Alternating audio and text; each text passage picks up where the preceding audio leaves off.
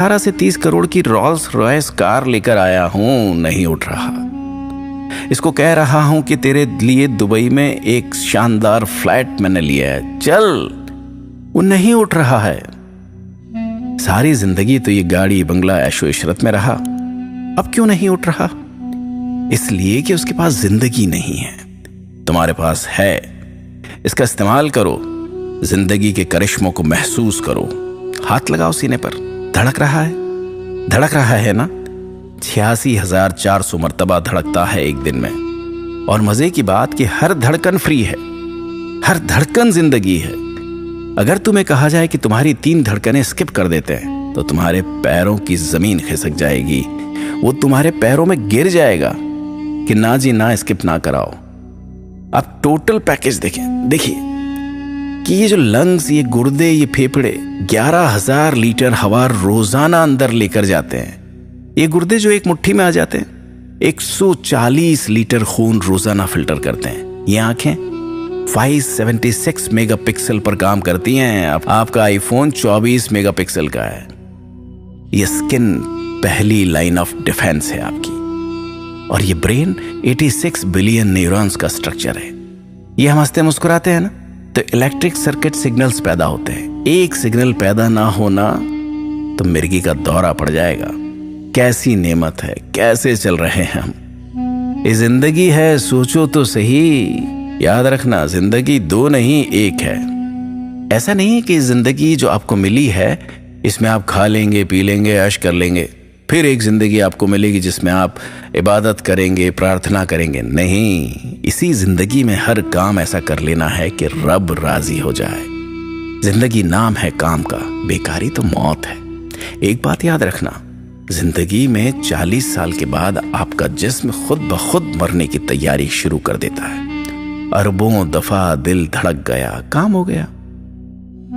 अब अगर आप एक्सरसाइज नहीं करते, बेकार खाने खाते रहते हैं, तो ये जिस्म कहता है यार ये बंदा तो खुद इंटरेस्टेड नहीं है, चलो जल्दी जल्दी प्रोसेस कंप्लीट करते हैं। एक बात याद रखो कि वो बंदा जिसकी जिंदगी में इश्यूज आ रहे हैं, मसाइल आ रहे हैं, मुश्किलें आ रही हैं, इसका मतलब वो जिंदा है। वो घर के अंदर बड़ा है, ऑफिस जा रहा है, कुछ लोग उस पर डिपेंड कर रहे हैं। वेरी गुड, इश्यूज को सॉल्व करो यार। और वो बंदा जिसकी जिंदगी में इश्यूज आ ही नहीं रहे हैं, इसका मतलब वो मर चुका है। हम में से ऐसे कितने ही लोग होंगे जो 35-40 की उम्र में ही मर चुके होंगे, लेकिन उनको 70 साल की उम्र में दफनाया जाता है या अंतिम संस्कार किया जाता है। खा रहे हैं, सांस ले रहे हैं, जी रहे हैं, लेकिन जिंदगी नहीं है उनके अंदर, सोच नहीं है, गोल नहीं है, हरकत नहीं है। उनको देखकर कोई इंस्पायर नहीं होता, बस घूम फिर रहे हैं। और जब इस दुनिया में आए कुछ नहीं था, तब इतना कुछ है, तो आप तो फायदे में हैं। फिर रोना किस बात का कि ये चला गया, वो चला गया।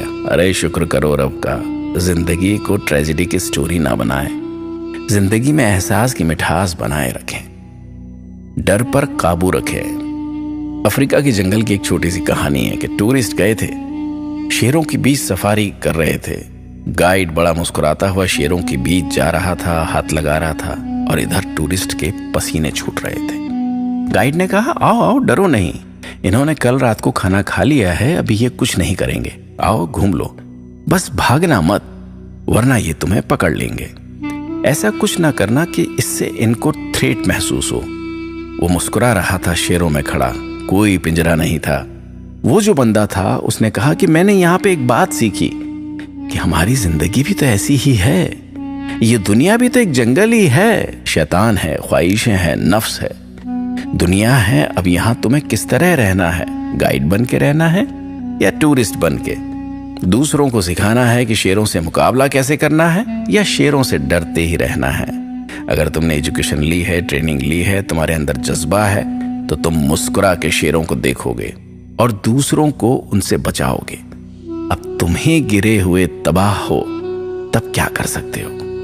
आप बहुत से काम करते हैं, लेकिन नौजवानों को चाहिए कि किसी एक खास काम पर फोकस जरूर करें। टाइम को इन्वेस्ट करना सीखें, वेस्ट नहीं। टाइम गुजर रहा है कंटिन्यूअसली, कोई अमृत पीकर नहीं आया है कि आप हमेशा रहेंगे।